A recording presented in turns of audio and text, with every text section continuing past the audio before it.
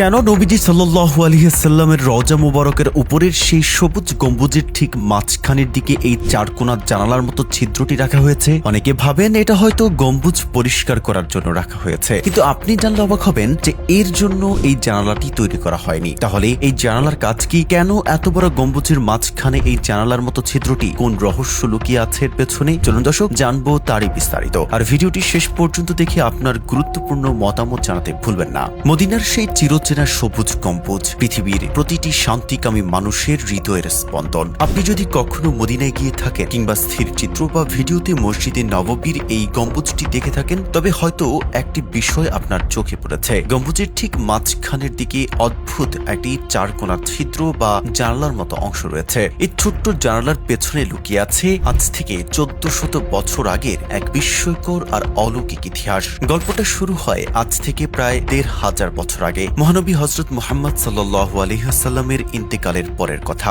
মদিনার তপ্ত মরুভূমিতে তখন নেমে এসেছে ভয়ঙ্কর এক অভিশাপ বা দুর্ভিক্ষ। দীর্ঘ কয়েক মাস ধরে মদিনার আকাশে এক ফোঁটা বৃষ্টির চিহ্ন নেই। প্রখর রোদে মাটি ফেটে চৌচির হয়ে গেছে। কৃষকের মাঠের ফসল পুড়ে ছাই হয়ে যাচ্ছে। শুধু মানুষ নয়, তৃষ্ণায় আর খাবারের অভাবে রাস্তাঘাটে মরে পড়ে থাকছে অবলা গবাদি পশু। পুরো মদিনা জুড়ে তখন কেবল হাহাকার আর কান্নার রোল। সাহাবীরা দিশেহারা হয়ে পড়লেন। এমন মরণপূর্ণ পরিস্থিতিতে তারা সবাই মিলে ছুটে গেলেন উম্মুল মুমিনিন হযরত মা আয়েশা রাদিয়াল্লাহু তাআলা আনহার কাছে। তারা বললেন, মা, মদিনা তো শেষ হয়ে যাচ্ছে, এখন আমরা কি করব? হযরত আয়েশা রাদিয়াল্লাহু তাআলা আনহা তখন এক অভাবনীয় পরামর্শ দিলেন। তিনি বললেন, তোমরা আল্লাহর রাসূলের রওজা মুবারকের ঠিক উপরের ছাদের অংশটি এমন ভাবে খুলে দাও যাতে রওজা পাক আর আকাশের মাঝখানে কোনো পর্দা না থাকে। রওজা মুবারক যেন সরাসরি আসমানের নিচে উন্মুক্ত হয়। মদিনার মানুষ এক মুহূর্ত দেরি না করে রাসূলুল্লাহ সাল্লাল্লাহু আলাইহি সাল্লামের রওজার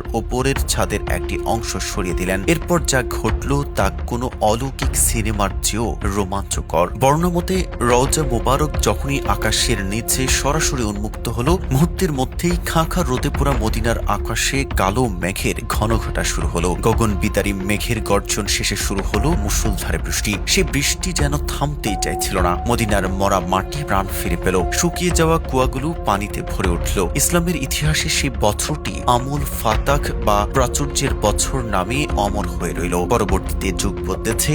উমাইয়া আব্বাসীয় থেকে ওসমানীয় খেলাফত, বিভিন্ন সময় মসজিদে নববী সম্প্রসারণ করা হয়েছে। রাসূলুল্লাহ সাল্লাল্লাহু আলাইহি ওয়াসাল্লামের রওজা মুবারকের ওপর যখন সেই ঐতিহাসিক সবুজ গম্বুজটি নির্মাণ করা হয়, তখন স্থপতির সেই অলৌকিক ঘটনাকে চিরস্মরণীয় করে রাখতে গম্বুজের গায়ে একটি অংশ ছিদ্র বা জানলা হিসেবে রেখে দেন। তারা চেয়েছিল যদি কখনো আবারও তেমন বিপদ আসে, তবে যেন সরাসরি আকাশের রহমত রওজা মোবারক স্পর্শ করতে পারে। আজকের দিনে সবুজ গম্বুজের সেই চিরচেনা ছোট্ট জানালাটি মদিনার ইতিহাসের নীরব এক সাক্ষী হয়ে দাঁড়িয়ে আছে। যদিও এই ঘটনার ঐতিহাসিক সূত্র নিয়ে গবেষকদের মধ্যে নানান মত রয়েছে, কিন্তু সাধারণ মুমিনদের কাছে এটি নিছক স্থাপত্য নয়, বরং নবীজি সাল্লাল্লাহু আলাইহি ওয়াসাল্লামের প্রতি অগাধ ভালোবাসা আর বিশ্বাসের এক জীবন্ত প্রতীক। দর্শক, এই অলৌকিক ইতিহাসটি শুনে আপনার কেমন লাগলো আমাদের কমেন্ট বক্সে অবশ্যই জানাবেন।